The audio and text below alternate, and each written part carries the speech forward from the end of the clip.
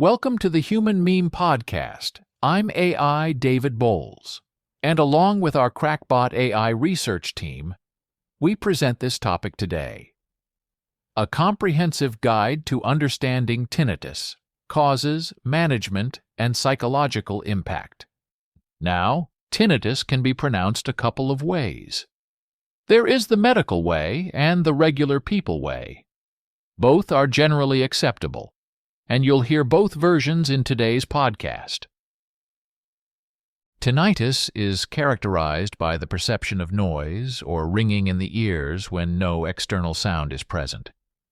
This condition is not a disease but a symptom, indicating an underlying issue in the auditory system. The causes are diverse, ranging from exposure to loud noise and age-related hearing loss to earwax blockage and changes in ear bones. Globally, millions report some form of tinnitus, making it a prevalent yet personal experience. Some describe it as a ringing sound, while others experience it as buzzing, hissing, or whistling. Its impact varies widely. For some, it's a minor nuisance. For others, it severely disrupts daily life, affecting sleep, concentration, and emotional well-being. One of the critical questions surrounding tinnitus is whether it can be cured. While there's no one-size-fits-all cure, numerous strategies and treatments can manage it effectively.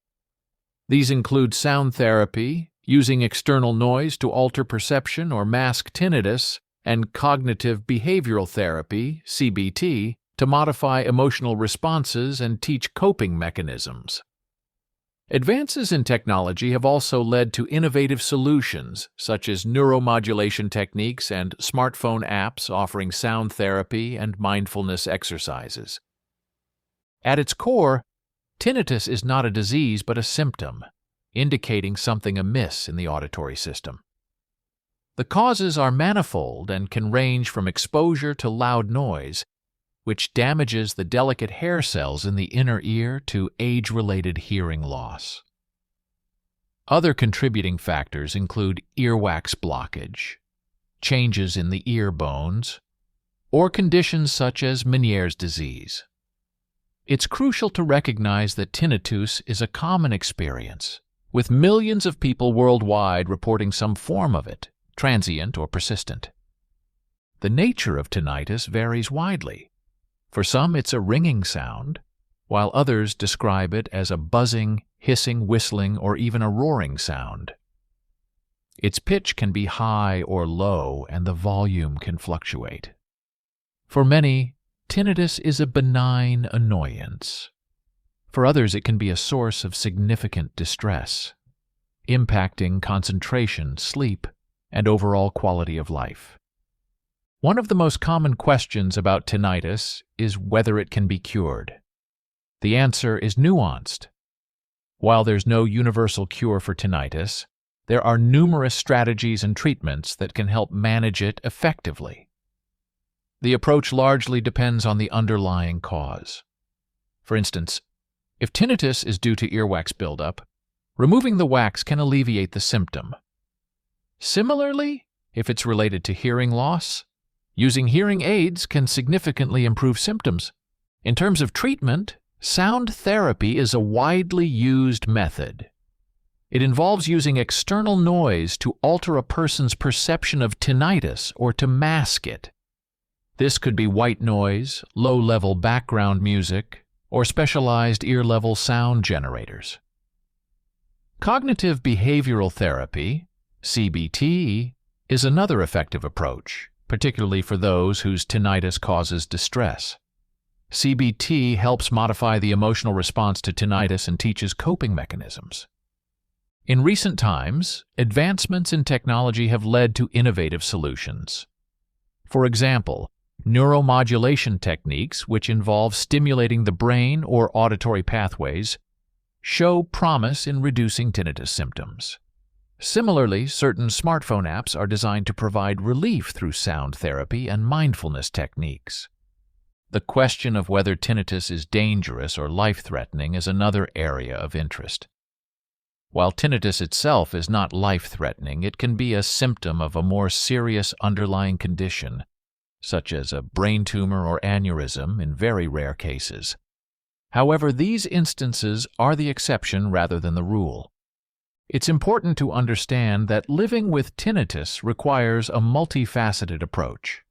This includes protecting one's ears from loud noises, managing stress, as stress can exacerbate tinnitus, and maintaining a healthy lifestyle. Regular checkups with an audiologist or an ENT specialist are recommended, especially if tinnitus suddenly appears or changes in character. Tinnitus, as we've understood, is not just a singular condition, but a spectrum of experiences. Each person's encounter with tinnitus is unique, colored by their individual perception of the sound, their emotional response, and how it impacts their daily life. For some, tinnitus is a minor background noise, easily ignored. For others, it's a debilitating condition, disrupting sleep and concentration, causing anxiety, and even leading to depression. The personal stories are as varied as the condition itself. Take, for instance, a musician who developed tinnitus after years of exposure to loud music.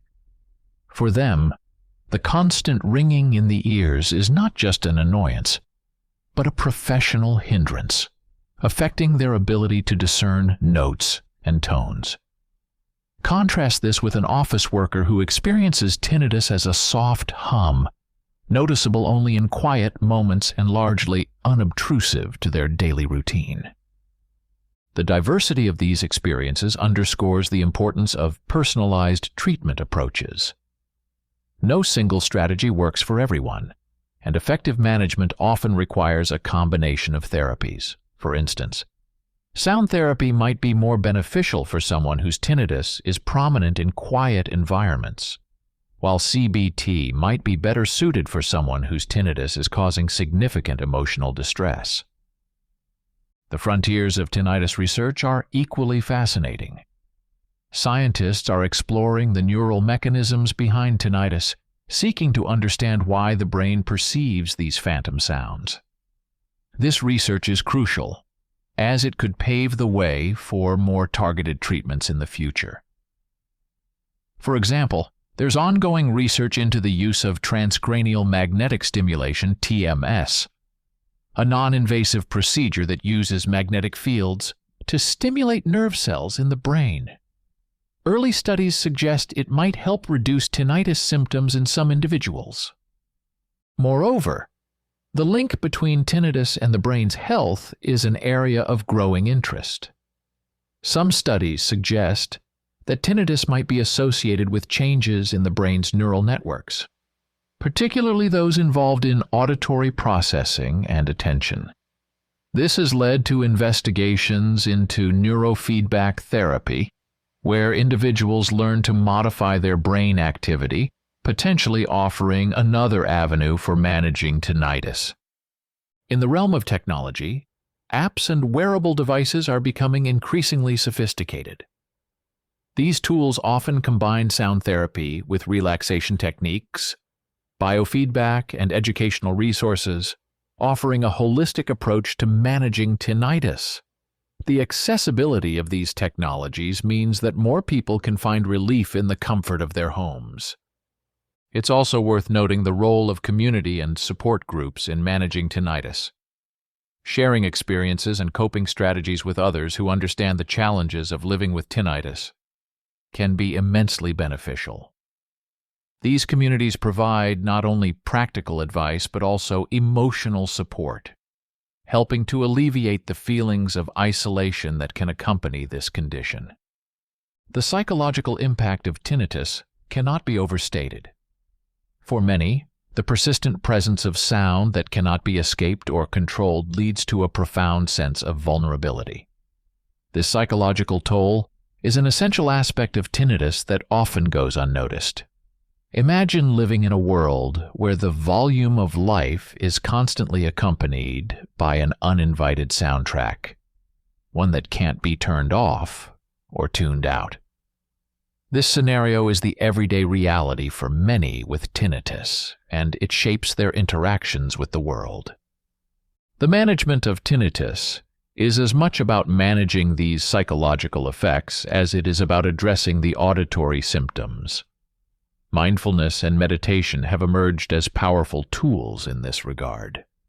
By teaching individuals to focus their attention and become more aware of their thoughts and feelings without judgment, these practices can help mitigate the stress and anxiety that often accompany tinnitus.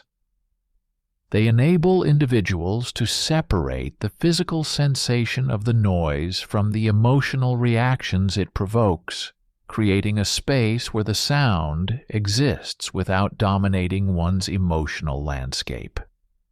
Turning to the neurology of tinnitus, we find a rapidly evolving field.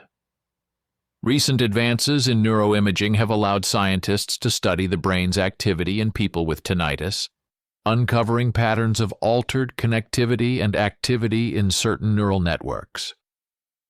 This has led to the hypothesis that tinnitus may be related to the brain's attempt to compensate for hearing loss or other auditory disruptions, essentially filling in the missing sound.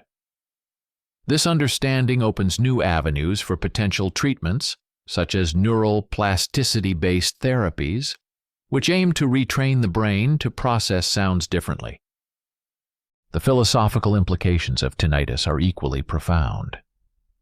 Tinnitus raises questions about the nature of perception and reality. What does it mean to hear a sound that doesn't exist in the physical world? How does our brain's interpretation of sensory information shape our experience of reality? These questions challenge our understanding of the mind-body connection and the limits of human perception. On a societal level, tinnitus invites a broader discussion about the modern world's impact on our senses. Our increasingly noisy environment, from urban soundscapes to personal audio devices, poses a significant risk to our auditory health. Tinnitus serves as a cautionary tale about the importance of protecting our hearing and being mindful of the auditory spaces we inhabit. As we conclude our journey through the multifaceted world of tinnitus on the Human Meme podcast, we're reminded of the profound complexity and resilience inherent in the human experience. Tinnitus, more than just an auditory symptom, serves as a mirror reflecting the intricate interplay between our physical senses and psychological well-being. It challenges us to think deeply about perception, reality, and the delicate balance of our sensory experiences in an increasingly noisy world. Through our exploration of its causes, varied manifestations, and the personal stories of those it affects, we gain not only a better understanding of this condition, but also a greater appreciation for the intricate workings of the human mind and body. The advancements in treatment and research bring hope, highlighting our capacity for adaptation and innovation. As we navigate the nuances of managing tinnitus, we're imbued with a sense of optimism. This journey through the realm of tinnitus is not just about confronting a challenge. It's about discovering the remarkable ability of individuals to find harmony within themselves, even amidst the uninvited symphony of life. For the Human Meme podcast, I'm AI David Bowles wishing you a bright day and a clear tomorrow. Be a human meme.